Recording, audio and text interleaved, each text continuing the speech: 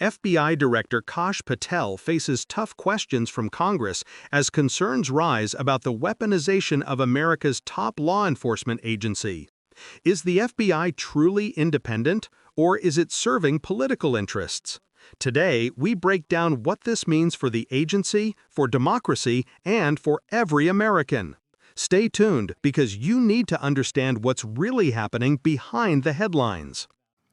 Thank you, Chairman Rogers, Ranking Member Meng, Chairman Cole, Ranking Member DeLauro. And thank you, Mr. Patel, for your testimony and for being here today.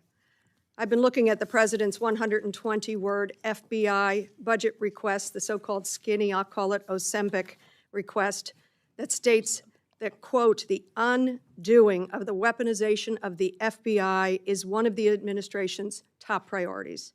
The weaponization of the FBI is something that deeply concerns me. It should concern all of us.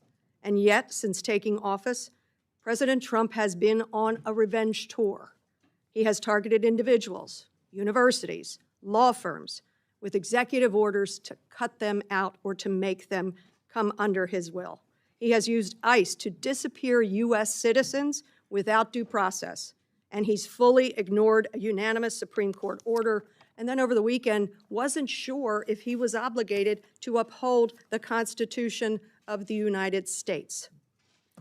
In your book, your recent book, Government Gangsters, you include an appendix with a list of names that people have referred to as an enemies list.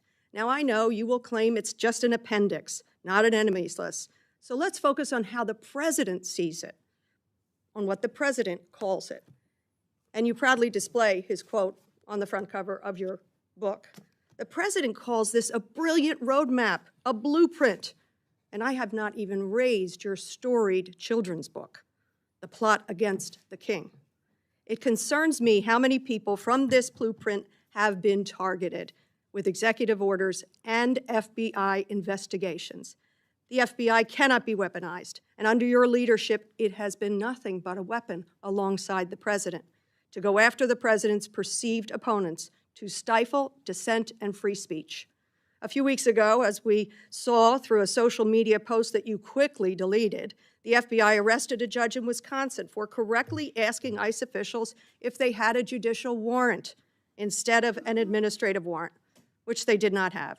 Despite this judge following the law, on the morning of April the 25th, the FBI arrested the judge in an escalation of the weaponization of the FBI under your leadership.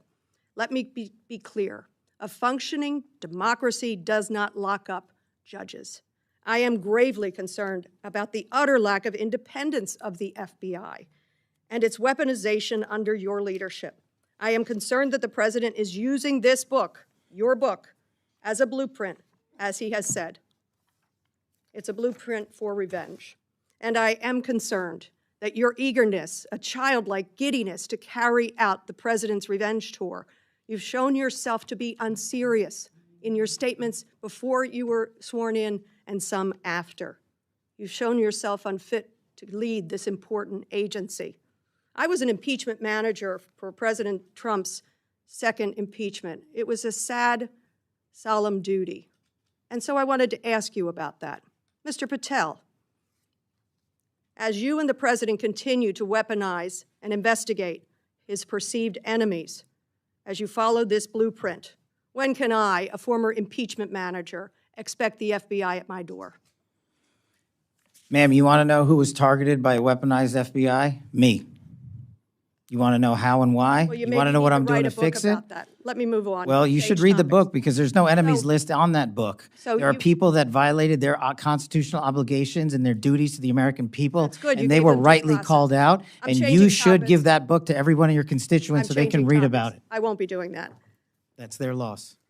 During your Senate confirmation hearings, you repeatedly denied having any involvement as a private citizen in the firing of FBI officials who engaged in the prosecution against January 6 insurrectionists, the violent rioters who beat and killed Capitol police officers, and whom you referred to as political prisoners. Since then, multiple whistleblowers have come forward, and we know that you likely committed perjury. At the same hearing, you claimed you were not familiar with Stu Peters an anti-Semitic Holocaust denier, despite the fact that you appeared on Mr. Peters' podcast 8 separate times. 8 times, and you claimed not to recall. Mr. Patel, my second question is, should we worry more about your memory or your veracity? We should worry more about your lack of candor. You're accusing me of committing perjury. Veracity? Tell the American people didn't how know. I broke the law and committed a felony. Have the audacity to actually No, put the all facts right, then forward the answer is instead of both. lying for political banter so you can have a 20-second answer donation hit. The answer is both. I believe that the The men and answer is women of you're the failing, not I me. reclaim my time. Go ahead.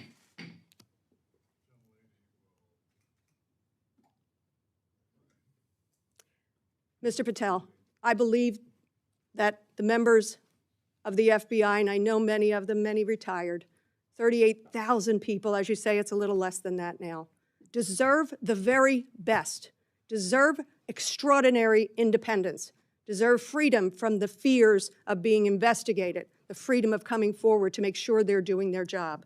And I'll end with this, that I think it's interesting that in your proposal today, you find yourself at a gulf of difference between you and the president. I wonder how you will resolve that. Will you go to the president and say, we need $11.2 billion, not what you cut out of here? You're asking for more than $1 billion than the president's request. Are you going to go to the president and straighten out that gulf? I'll do what I've always done and represent the American people, defend this country, and make sure the Constitution is always upheld and the FBI is never weaponized. Maybe you should do the same. So you agree with the president when he says he doesn't know if he should uphold his constitutional duty? If you want to just keep putting words in my mouth, the TV cameras are outside. I thank you. I yield back. Again, this is an unserious moment, sadly, for the FBI. I yield back. More so for you. Mr. Strong. The hearing between FBI Director Kash Patel and Congresswoman Madeleine Dean is a remarkable example of how critical oversight works in practice and why it matters to every American. At first glance, it may look like just another fiery exchange, but when you unpack it, it's really about the very foundation of accountability and trust in federal law enforcement. The FBI isn't just any agency. It's tasked with safeguarding national security, investigating crimes that cross state lines, protecting against cyber attacks, and ensuring that justice is impartial. When questions arise about whether its leadership is fully independent or influenced by political pressures, it's not just bureaucratic.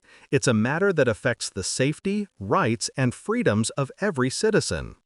During the hearing, Dean pressed Patel on whether the FBI is being weaponized under the current administration. She raised points about budget cuts, personnel reshuffling, and the alignment, or misalignment, between what the president wants and what the FBI's mission requires. Patel's evasive answers, including repeated deflections and vague reassurances, illustrate a critical problem. When those at the top avoid transparency, the consequences ripple throughout the entire agency. Agents on the ground can feel constrained, resources may be misallocated, and the public's trust in the institution begins to erode. What's particularly striking is the discussion around independence. Dean emphasized that the FBI's personnel deserve to work free from fear of retaliation or political pressure. She reminded viewers that the agency's officers, many of whom have decades of experience, should be allowed to follow the law without worrying about pleasing anyone politically. This is an essential point for Americans to understand. The integrity of law enforcement is not just a Washington issue. It impacts whether investigations into corruption, domestic terrorism, or organized crime can be carried out effectively and fairly. The hearing also brings up a critical lesson about transparency and accountability. When Patel was questioned about the FBI's budget and the so-called skinny funding request, his inability to provide clear timelines or specifics demonstrated a larger challenge. Congress cannot do its job effectively if agencies do not provide clear, timely, and accurate information. Budget transparency is not just about dollars. It's about ensuring that the FBI has the resources it needs to perform its mission while remaining accountable to the public it serves. Ultimately, this hearing teaches viewers something vital. A functioning democracy relies on independent institutions that act as checks on power. When those institutions are politicized or their leaders appear more loyal to a single individual than to the law, it's not just a news story. It's a signal that vigilance and public awareness are essential. Understanding this context helps everyday citizens see beyond the sound bites and grasp the stakes involved in hearings like this. If you want to stay informed about how federal institutions operate, how oversight works in practice, and how these developments affect your daily life, subscribe to the Left Lens channel. We break down complex hearings like this one into clear, understandable insights so you can make sense of the headlines and understand what's really happening behind the scenes in Washington.